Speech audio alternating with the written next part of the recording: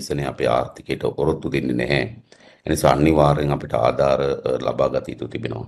එනිසා ආධාර එකතු කර ගැනීම සඳහා අවශ්‍ය වන අරමුදලක් ගොඩනැගීමට අපි දැනට සැලසුම් කරලා තිබෙනවා.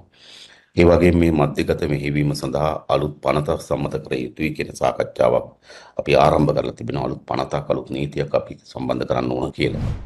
ප්‍රධාන වශයෙන් ගත්තොත් අපි මුදා ගැනීමේ ක්‍රියාවලිය සඳහා අවශ්‍ය වෙන හමුදාව, පොලිසිය, ස්වේච්ඡා සේවකීන්, රාජ්‍ය නිලධාරීන්, පොදු ජනතාව සැලකිය යුතු ප්‍රමාණයක මැදිහත් වෙලා ඒක යම් ප්‍රමාණයකට අවසන් වෙලා තවත් කුඩා තැන් කීපයක හිර වෙච්ච කණ්ඩායමක් ඉන්න බව අපිට වාර්තා වෙලා තිබෙනවා. ඉතින් ඉක්මනින් ඒ මුදවා ගැනීම සඳහා කටයුතු කළ යුතුයි.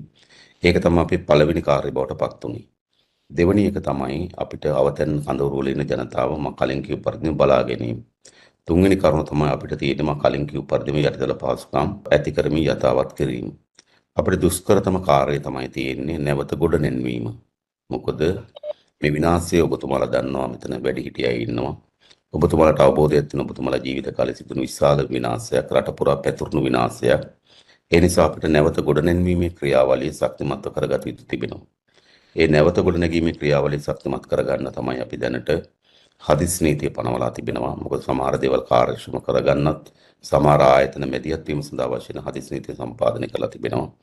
ඊළඟ ගත්තොත් ඒ අනුව අපි අත්‍යවශ්‍ය කොමසාරිස් ජෙනරාල් වරයෙක් පත් කරලා තිබෙනවා. එතන අපි සියලු වැඩ කටයුතු මධ්‍යගත කරගෙන සූදානම් කරලා තිබෙනවා. ඒ නිසා ඊළඟ අපි රීබිල්ඩ් ශ්‍රී ලංකා අරමුදල කියලා ෆන්ඩ් එකක් අපි ගොඩනගන්න අපේක්ෂා කරනවා.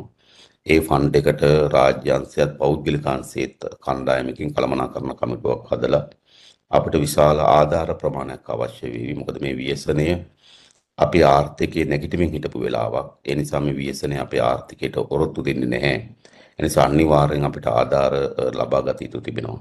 ඒ නිසා ආධාර එකතු කර ගැනීම සඳහා අවශ්‍ය වන අරමුදලක් ගොඩනැගීමට අපි දැනට සැලසුම් කරලා තිබෙනවා. ඒ වගේම මේ මධ්‍යගත මෙහෙයවීම සඳහා අලුත් පනතක් සම්මත කර යුතුයි කියන සාකච්ඡාවක් අපි ආරම්භ කරලා තිබෙනවා. අලුත් පනතක් අලුත් නීතියක් අපි සම්බන්ධ කරන්න ඕන